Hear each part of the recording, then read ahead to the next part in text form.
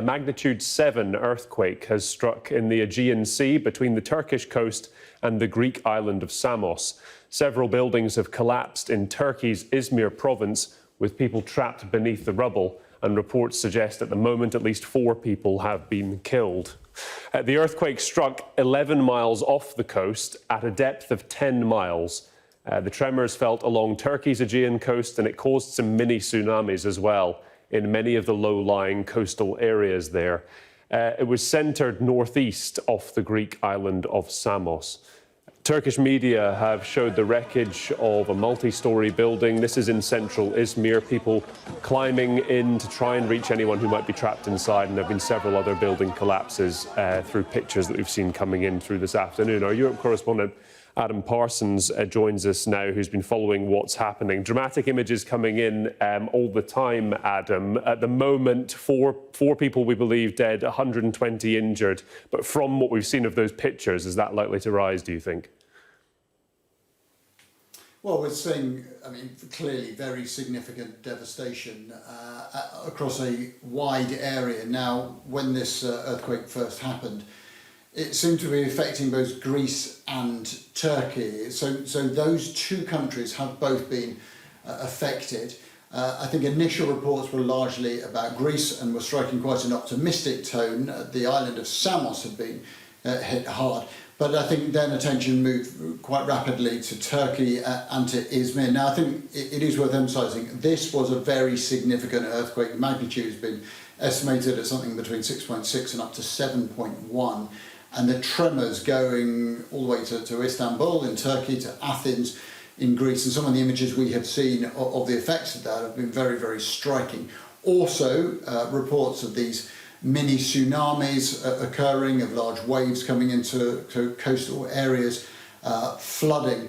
But I think the main issue at the moment is buildings, particularly older buildings, that have collapsed. That certainly has happened in Greece, but clearly has happened very significantly in Izmir. And at times like this, it becomes very hard to estimate casualties because of the simple fact that when you see huge piles of rubble, it's very, very hard immediately to know how many people were in those buildings, which buildings have been brought down, and who, frankly, is underneath those rubble. So we're seeing plenty of images of that rubble being carved through, of rescuers trying to get to people caught in the rubble. One hesitates to say ever that numbers of casualties will rise, but certainly at times like this, it's very, very hard to come up with any exact figures.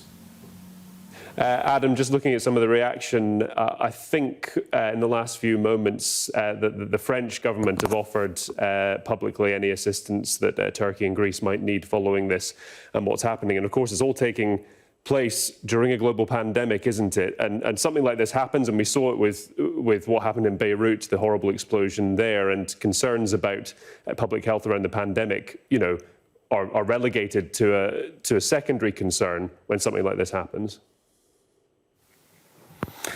Yeah, I think that is right. And clearly, at the moment, COVID and the effects of it have been devastating across so many nations, including Turkey and widespread across Europe. Very interesting, actually, that Greece has had to deal with the question of how to manage COVID in a place like Moria, the refugee camp where people are packed in so tightly. That camp itself has had outbreaks and has also had a big fire. And I think the Greeks learned a lot about how to manage infection control at a time like that. But when you have an earthquake, when you have a breakdown in infrastructure, now, as I emphasise, we still don't know how much damage has been done to crucial infrastructure, to water, to heating, to hospitals, to ambulances and so on. That will be important. But Izmir, that province and the city are at places densely populated. You are talking about millions of people. And at a time when you have this infection that is spreading around, when we talk about social distancing, about the importance of wearing masks, then to talk about those things at a time when people are scrabbling through rubble looking for victims of this earthquake. Those two things simply may not go together. So you are going to have those twin perils of clearly dealing with the after effects of the earthquake, but also doing so trying somehow to pay cognizance to the effects of coronavirus at the same time. It's not something, frankly, that has happened in Europe or in Turkey over the course of the past year. So we are entering, in a sense, into uncharted territory.